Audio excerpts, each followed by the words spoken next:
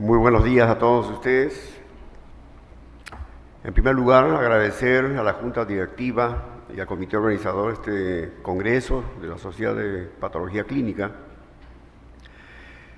Y en segundo lugar, de sentirme feliz de estar nuevamente en Trujillo, una vez más, pues anteriormente hicimos algún congreso de la especialidad por los años 90, el cual me recuerda algunas cosas tristes de aquella vez, que un inmunólogo joven, el doctor Raúl Patruco, trabajador profesional de la Universidad Cayetano Heredia, falleció durante este congreso, hizo un infarto de miocardio, el segundo día que estábamos llevando a cabo las conferencias en aquella oportunidad. Bueno, son momentos nostálgicos que a veces uno encuentra en el camino, como en esta oportunidad, en esta bella ciudad de Trujillo. El tema que voy a exponer se trata sobre el manejo de la sangre del paciente, el Patient Blood Management, o conocido más como PBM. El día de ayer, cuando estuvieron disertando sobre temas del ADN, de la expresión fenotípica de las proteínas, a nivel de los tejidos, en el plasma sanguíneo, pero también no olvidemos de que las células hemáticas, en este caso por ejemplo los hematíes, encontramos cada día una mayor cantidad de antígenos. Al extremo que en este momento tenemos pues 44 sistemas antigénicos presentes en la membrana de los hematíes. Si hablamos de las plaquetas, estamos hablando solamente de los antígenos HPA, los antígenos plaquetarios humanos, de 29 sistemas reconocidos hasta la fecha. Si hablamos de los leucocitos, ni hablar, también hay otra cantidad de antígenos propios, los antígenos leucocitarios. Y si hablamos del plasma, digo la ingente cantidad de proteínas, de sustancia química que existen en el plasma sanguíneo. Hasta el anteaño pasado habían sido descritos cerca de 54.000 proteínas existentes en el organismo humano, como parte de los componentes celulares y también como proteínas solubles en el plasma sanguíneo. Entonces, el hecho de hacer una transfusión, imagínense ustedes la ingente cantidad de antígenos que estamos infundiendo al paciente.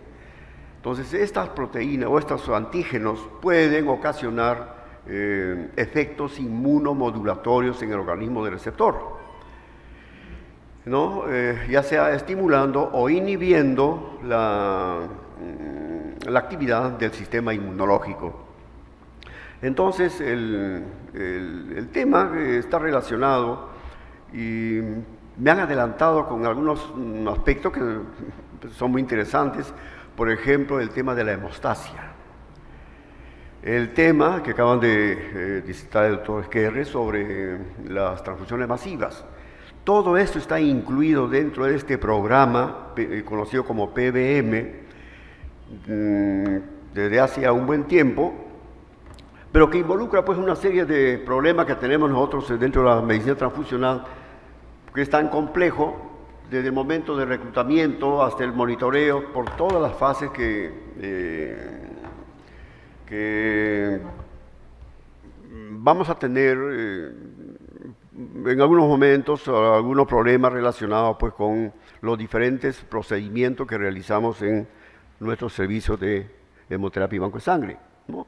Desde la fase de reclutamiento de los donantes, la selección de donantes, la colección y preparación, los exámenes serológicos que realizamos en la muestra de nuestros donantes, las pruebas pretransfusionales. Las pruebas pretransfusionales.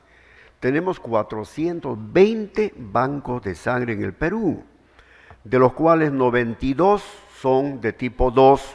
Bueno, ahora con la nueva clasificación del Decreto Supremo 017, estamos en pleno proceso de reclasificación porque supuestamente deben haber una disminución del número de bancos de tipo 2. Pero si hablamos en este momento de estos bancos de tipo 2, se supone que en el 100% debían realizarse pues las pruebas pretransfusionales completas, tratando de buscar unidades que sean realmente compatibles, ¿no? Y si hablamos de los bancos de tipo 1, igual manera, el manual de criterios de calidad del sistema de gestión de calidad de Pronaeva nos obligan a eso, a realizar todas las pruebas pretransfusionales desde el momento de hacer la prueba globular, la prueba sérica, tamizaje de anticuerpos, si hay anticuerpos, la identificación de estos para buscar unidades que realmente sean compatibles. También tenemos problemas de tipo clerical o de tipo administrativo, que son el mayor porcentaje de problemas que a veces se suscitan pues, en nuestro banco de sangre. El tema es a quién transfundimos, al paciente, a los exámenes de laboratorio o a la ansiedad del médico. Los clínicos, muchos te dejan llevar por el aspecto numérico, ¿no es cierto? ¿En qué momento debemos indicar la transfusión, por ejemplo, de glóbulos rojos o de plaquetas? Andamos con el tema de la terapia transfusional, con estos componentes o también con la parte líquida que es el plasma. Pues utilicemos el resultado de laboratorio que nos permita, que no permitamos que él nos maneje, sino la clínica del paciente. La transfusión de sangre puede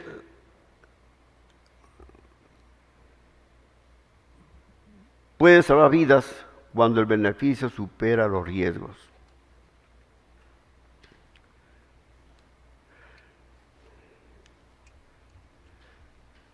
Ahora, ¿qué factores condicionan el riesgo de la transfusión?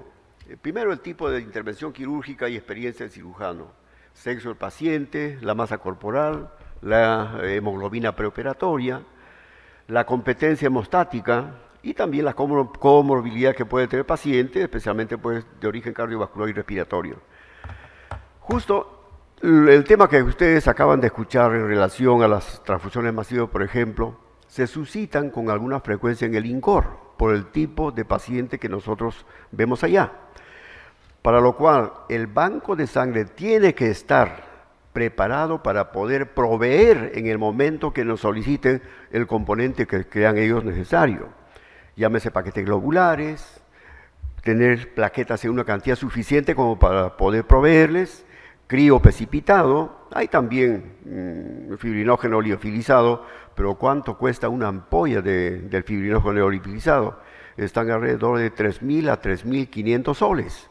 Y una ampolla equivale más o menos entre 4 a 5 unidades de crioprecipitado, que todavía esto no está descrito en el petitorio de salud. De todas maneras, más adelante van a tener que incluirlo porque a veces se nos presentan problemas pues, relacionados con este tema.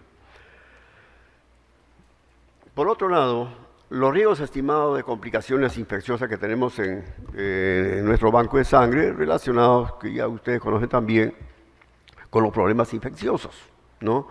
La prevalencia, por ejemplo, vamos a hacer un comentario en Lima, cuando tenemos pacientes que son transferidos del Hospital Sabogal del Callao al INCOR, los donantes que van para allá tienen una mayor incidencia de enfermedades infectocontagiosas. Por ejemplo, hepatitis B, VIH, HTLV, entre los más importantes, o también a veces hepatitis C. Entonces, para nosotros es realmente todavía un problema en nuestro medio del tema relacionado con las enfermedades infecciosas. Ahora, el riesgo estimado de complicaciones infecciosas de la transfusión halogénica, según el índice de desarrollo del país, por ejemplo, en cuanto a los virus, del VIH, 1 en 1.468.000 a 1.470.000, y en los países con bajo riesgo como el nuestro, 1 en 50 a 1 en 2.578. Para la hepatitis B, 1 en 31.000 a 205.000, en el caso pues, de los países de índice desarrollado, y de los bajos índices tienen ustedes 1 en 74 a 1 en 1.000. La hepatitis C, 1 en 1.935.000 a 1.003 millones, o perdón, 1 a 3 millones, y en el caso de países de bajo riesgo tiene pues 1 de cada 2.578 casos. En relación a la contaminación bacteriana, no tenemos absolutamente ninguna estadística, porque nadie presenta, porque no se maneja la hemovigilancia en el país. Nadie informa de cuántas unidades contaminadas fueron transfundidas. De estas unidades, las que con mayor frecuencia se encuentran en estos casos de contaminación son los concentrados plaquetarios, ¿no? Ustedes saben que estas unidades nosotros los preservamos a la temperatura del ambiente, entonces hay pues una mayor probabilidad de que estos sufran una contaminación. En relación a los parásitos, malaria, no tengo conocimiento de que creo que en los lugares donde hay mayor prevalencia de esta zoonosis, deben estar haciendo, me imagino, la investigación, que tampoco no tenemos información. Aparte de ello, la transfusión de componentes sanguíneos pueden ocasionar reacciones inmediatas o reacciones mediatas o tardías, si usted llama así. De las inmediatas, aquellas que se presentan dentro de las 24 horas de la transfusión, tienen pues reacciones de tipo inmunológico y de reacción de tipo no inmunológico. Entre las inmunológicas tiene la reacción hemolítica aguda por problemas de incompatibilidad ABO, reacción febrino-hemolítica relacionada fundamentalmente por la transfusión de componentes provenientes de donantes de sangre que tienen algún proceso inflamatorio. En el INCOR, en alguna oportunidad, cuando estuvimos realizando los hemogramas a los donantes de plaquetas o de glóbulos rojos, encontramos que muchos eran portadores, por ejemplo, de una leucocitosis con neutrofilia, pero sin desviación a la izquierda, lo cual significaba de que estas personas eran portadores de un proceso inflamatorio activo, lo cual significa de que habiendo proteínas proinflamatorias o citoquinas proinflamatorias, estos eran los que ocasionan la reacción febril no hemolítica en los receptores. Las reacciones alérgicas o anafilácticas, las reacciones urticariformes, el TRALI. Yo he visto 3 casos de TRALI, uno en el Hospital Almenara, 2 en el INCOR, pero ¿cuántos TRALIs más habrán en el centro quirúrgico? Nosotros no manejamos a los pacientes durante la cirugía. Deben haber, obviamente deben haber. Y entre las reacciones no inmunológicas tienen ustedes el tema de la sobrecarga circulatoria del síndrome TACO, la insuficiencia cardíaca congestiva, la reacción hemolítica no inmune. Las reacciones hemolíticas no inmunes, a veces por sobrecalentamiento de los hematíes o el acercamiento, si quieren ustedes, de las unidades de glóbulos rojos con hielo, ¿no? Entonces esto puede también generar reacciones hemolíticas, y la transfusión de una unidad hemolítica va a tener el mismo significado que una reacción hemolítica intravascular, las mismas manifestaciones clínicas. El embolismo aéreo y la sepsis posttransfusional en caso pues, de la transfusión de componentes contaminados. Y de las reacciones tardías también hay algunos que son de origen inmunológico, como la reacción hemolítica tardía, ¿no? Generado por algún anticuerpo específico, llámese KEL, DAFI, KID, Diego o cualquier otro, o del sistema RH o algunos fenotipos del sistema RH. La púrpura posttransfusional, que es felizmente poco frecuente, la enfermedad de injerto contra huésped, y ya les había mencionado los efectos inmunomodulatorios que pueden también ocasionar la transfusión de ingentes cantidades de antígenos presentes en la membrana de los hematíes o de las plaquetas o también de los leucocitos. Y la aloinmunización pues, a antígenos propios de los hematíes, ¿no? Y entre las reacciones no inmunológicas tienen ustedes la transmisión de agentes virales o infecciosos, la transmisión de agentes bacterianos, la infestación parasitaria y la sobrecarga de fierro en aquellos pacientes que son portadores de anemias crónicas. Acá tiene un cuadrito que esto le hace pensar que es interesante. En el año 2014, miren, en la estadística presentada por la ABB, TRALI, 13 casos, que equivalen a, en este caso, al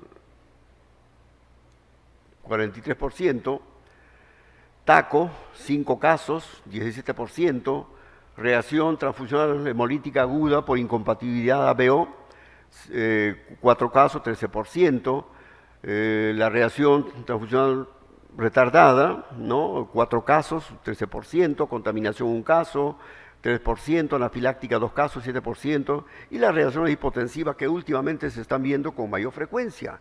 Reacciones hipotensivas durante la transfusión, especialmente de concentrados plaquetarios. En el año 2015, igual, Trali tiene usted 12 casos, 32%, Taco 11 casos, reacción transfusional aguda por incompatibilidad de ABO, a pesar de tener laboratorios muy bien montados, ¿no? Con tecnología última, pero sin embargo todavía hay casos de reacciones transfusionales por incompatibilidad de ABO. Entre nosotros,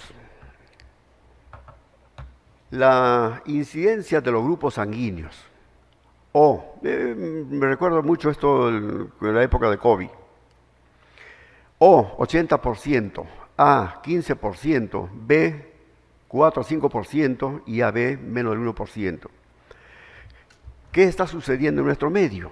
Generalmente los donantes de grupo A o de grupo B son rechazados en los bancos de sangre o en las campañas de donación voluntaria que realizan. Entonces, los bancos de sangre están desprotegidos en cuanto a plasma de grupo A o de grupo B, de grupo AB pues ni hablar. Entonces estamos utilizando el plasma proveniente de donante de grupo O en la terapia transfusional en paciente de grupo A o de grupo B. ¿Estamos realizando la titulación de anticuerpos anti-A y anti-B? Obviamente no. Entonces la posibilidad de que generen una reacción hemolítica intravascular por la transfusión pasiva de estos anticuerpos anti-A y anti-B, ¿no? Pueden ocasionar problemas en el paciente. En los niños hemofílicos utilizamos crío precipitado proveniente de unidades de donante grupo O. Yo he tenido un caso de un niño que con las primeras 3-4 gotas de crío precipitado que estábamos infundiendo comenzó a hacer manifestaciones clínicas típicas de una reacción hemolítica intravascular.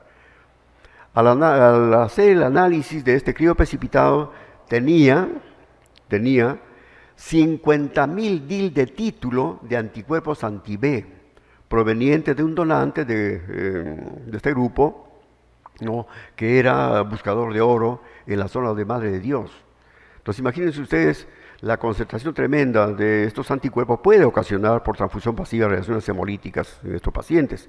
Lo tuvimos en el caso en el INCOR, sí, tuvimos 2 casos de pacientes de grupo A que recibieron entre 5 a 6 unidades de plasma fresco de grupo O, ¿no? Que ocasionaron pues, reacciones hemolíticas intravasculares.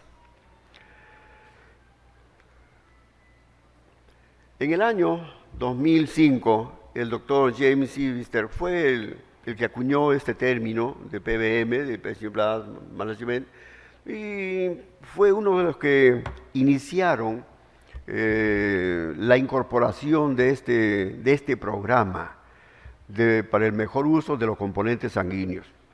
Entonces el doctor Ibister, australiano, comenzó a trabajar en su país, pero tuvo una ventaja de que el gobierno central se hizo cargo, ¿no? Apoyaron al desarrollo de este programa del PBM y que en este momento en el mundo son los que tienen pues una mayor experiencia en cuanto al manejo de este programa que le estoy refiriendo. Actualmente el doctor labora en la Escuela de Medicina de la Universidad de Sydney y es también presidente del registro de transfusiones masivas de la Universidad de Monash de Melbourne y es presidente del comité directivo del PBM de la Autoridad Nacional de Sangre. El término PBM ya fue acuñado en el año 2010, ¿no? Por la Sociedad de Avances en el Manejo de la Sangre y actualmente ha sido reconocido prácticamente por todas las entidades más importantes. En este caso tienen ustedes a la OMS a través de la resolución A63R12 de la Alianza Mundial de la Salud de este año, 2010.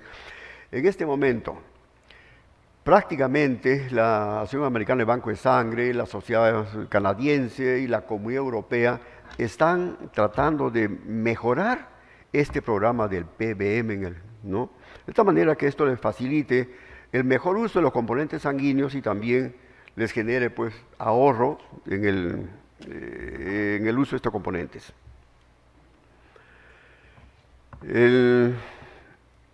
¿Qué cosa viene a ser el PBM? Es una estrategia de tratamiento multidisciplinario, multimodal, que está adaptada y enfocada para el tratamiento de pacientes específicamente quirúrgicos, ¿no? Aunque también pueden ser adaptados, a otro campo de la medicina. Por ejemplo, en la obstetricia, pacientes que están internados en la UCI, que requieren algún componente sanguíneo, pacientes que son sometidos a cirugías traumatológicas, en la obstetricia, que les acabo de mencionar, en caso de pacientes que hacen atonías uterinas, ¿no? Con pérdidas de una buena cantidad de componentes sanguíneos. En fin, entonces este programa puede ser adaptado a cualquier campo de la medicina, no solamente entonces a parte pues, de la cirugía quirúrgica, de la medicina quirúrgica. En relación a este programa, ¿cuáles son las determinantes de la transfusión? Obviamente las manifestaciones clínicas, ¿no? Entonces hay síntomas de alarma y también síntomas de riesgo. Entre los síntomas de alarma tiene usted la taquicardia, el síncope, la hipotensión ortostática, la disnea, el dolor precordial, etc. Y entre los criterios de riesgo están pues la cardiopatía isquémica, la valvulopatía, la insuficiencia cardíaca congestiva, el infarto cerebral, entre los más importantes. Entonces, si bien es cierto que el individuo puede soportar la anemia, no así la hipovolemia. Yo he visto casos de pacientes hasta con 1.8 gramos de hemoglobina desplazándose 3 o 4 cuadras, caminando con esa tasa de hemoglobina. Obviamente para esto el organismo ha tenido que adaptar todas las medidas para poder compensar, ¿no? Y adaptarse a esta tasa de hemoglobina tan baja. Podría la pérdida de 500 centímetros cúbicos, hablando ya de volemia, soportar un paciente. Lo primero que va a hacer es una lipotimia, y eso muchas veces lo vemos en los donantes de sangre cuando van a donar. ¿Cuántos de ellos terminan haciendo problemas de lipotimia? Yo he visto casos de donantes que han hecho incluso problemas de convulsiones con relajación de esfínteres, simplemente por la movilización del volumen sanguíneo. Entonces, el tema es que también pacientes que vienen con 1.8, 2 o 3 gramos de hemoglobina, ¿qué nos indican? La transfusión inmediata de 2 o 3 paquetes globulares. Estamos hablando de 500 o 750 centímetros cúbicos de masa celular. ¿En qué podemos terminar? Provocando un síndrome TACO, una sobrecarga circulatoria simplemente por el incremento violento de la masa celular, porque esa masa celular no va a ir a los capilares directamente, van a la circulación periférica y terminan generando en el corazón un problema de una insuficiencia cardíaca funcional con edema pulmonar y que puede terminar incluso con la vida del paciente. Entonces, en este programa se estableció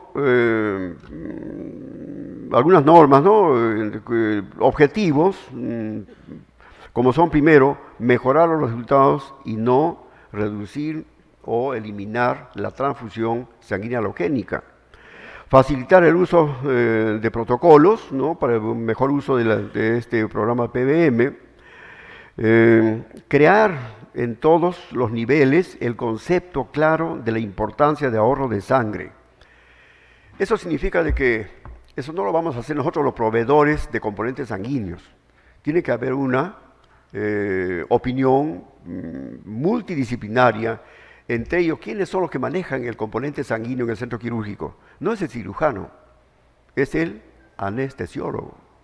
En el caso de la cirugía vascular, no solamente está el anestesiólogo, también hay una enfermera, que es la perfusionista, que son las que manejan esto, o pacientes que están conectados al ECMO, a los oxigenadores, ¿no? De membrana, en pacientes que tengan pues, una actividad cardíaca por debajo del 25%, estos pacientes son conectados al ECMO.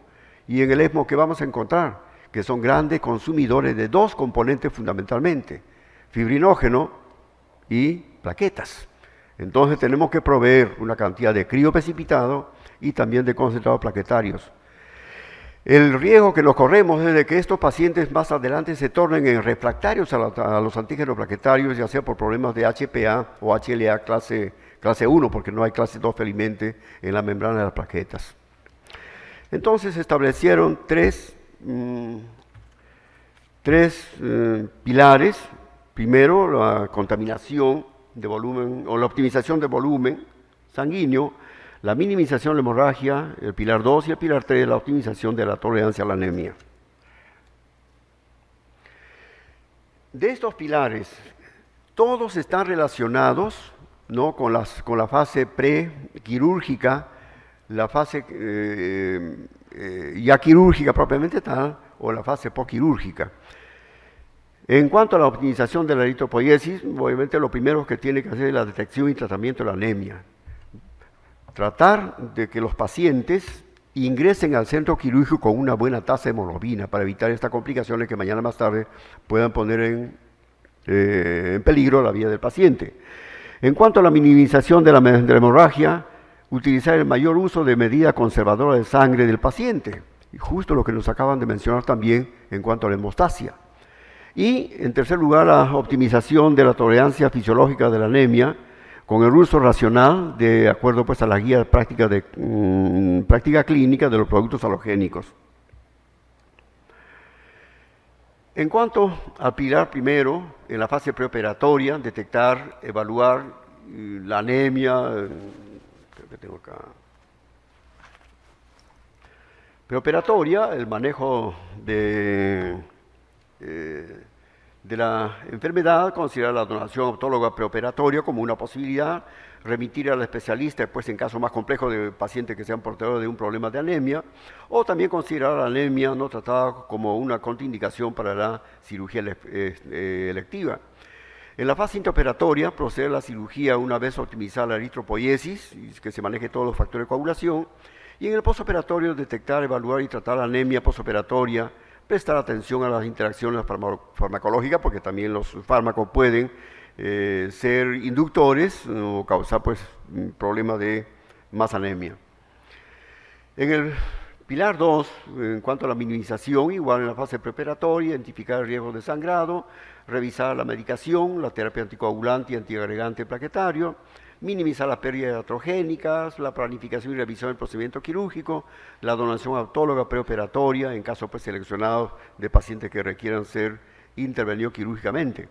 En el intraoperatorio, la hemostasia meticulosa, que es importante lo que nos acaba de mencionar el doctor Blancas, ¿no? Considero en esta fase. En el postoperatorio, la monitorización y manejo del sangrado postoperatorio, en caso pues, de hemorragias secundarias a una infección, mantener la normovolemia, minimizar la pérdida iatrogénica de sangre, en fin.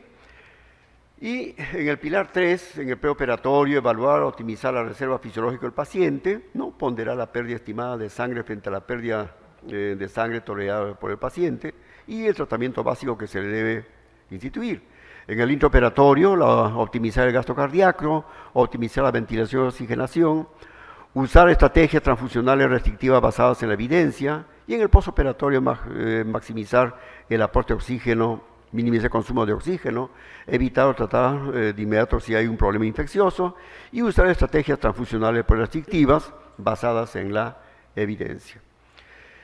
¿Cuáles van a ser los beneficios o serían los beneficios de las estrategias de este programa de PBM? ¿No? En primer lugar, la implementación no es sencilla, conlleva una planificación y revisión, debería convertirse en una parte integral de la formación de posgrado, compromiso de la Autoridad del Sistema Nacional de Salud, un comité hospitalario de transfusiones asociado al programa PBM, que tampoco no tenemos comités que estén funcionando adecuadamente en nuestros bancos de sangre o en nuestros centros hospitalarios, un servicio de transfusión en continua relación con los casos prescritos, ¿no? Los requerimientos estructurales y de organización para la implementación de este programa de PBM, en primer lugar, vamos a requerir el apoyo, ¿no?, de la dirección del hospital y de las autoridades sanitarias, ¿no?, y también de las sociedades científicas, en este caso de hemoterapia y banco de sangre, de anestesiología y de todas las sociedades que estén involucradas o relacionadas con la medicina transfusional. El liderazgo tiene que haber un líder, o son los anestesiólogos o somos los proveedores los que tenemos que adoptar o dirigir este programa. El compromiso, entonces, por lo tanto, es de cirujanos, de anestesiólogos, de hematólogos, hemoterapistas y otras especialidades. Y el conocimiento, conocer bien los temas de la anemia, el sangrado, la transfusión, las alternativas y los costos, que es bastante importante. Los retos actuales, los médicos y enfermeras no son conscientes de los riesgos reales asociados a la transfusión a medio y largo plazo. Existe un escaso conocimiento de la variabilidad de la práctica transfusional y del PBM en los centros hospitalarios y de su repercusión en la seguridad. Entonces el programa de PBM es trascendental a toda la organización y supone una transformación de la cultura organizativa, requiere de un abordaje conjunto por parte de clínicos, gestores y reguladores. Bueno, apoyemos a la preservación de los diferentes componentes sanguíneos, ¿no?, para los pacientes más vulnerables del medio, mediante este programa de PBM. Muchas gracias. Yo sé que el tiempo es bastante corto para poder tratar